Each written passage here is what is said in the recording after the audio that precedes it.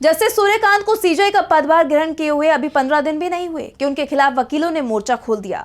वकीलों ने एक खुला खत लिखा है जिसमें उन्होंने रोहिंग्या को लेकर सीजेआई की एक टिप्पणी पर कड़ी आपत्ति जताई। उन्होंने इसे अमानवीय करार दिया और इस बात पर जोर दिया कि बतौर सीजेआई आपकी टिप्पणी का व्यापक प्रभाव पड़ता है।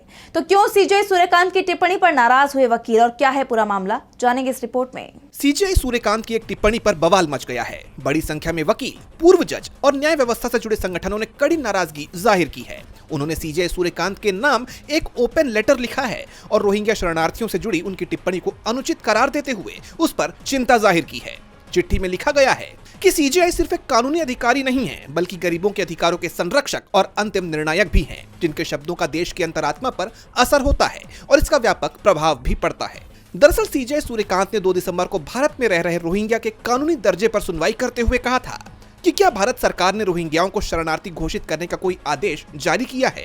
क्या घुसपैठियों के स्वागत के लिए रेड कारपेट बिछाना चाहिए, जबकि देश के अपने नागरिक गरीबी से जूझ रहे हैं?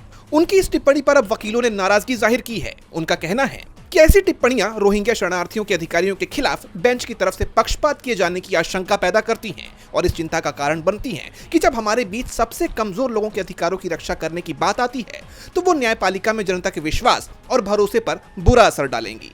उन्होंने इस खत में आगे कहा कि सुप्रीम कोर्ट और आपके कार्यालय की गरिमा को केवल फैसलों या प्रशासनिक उपायों की संख्या से नहीं मापा जाता है, बल्कि उन फैसलों को जिन मानवता के साथ दिया और माना जाता है उससे मापा जाता है।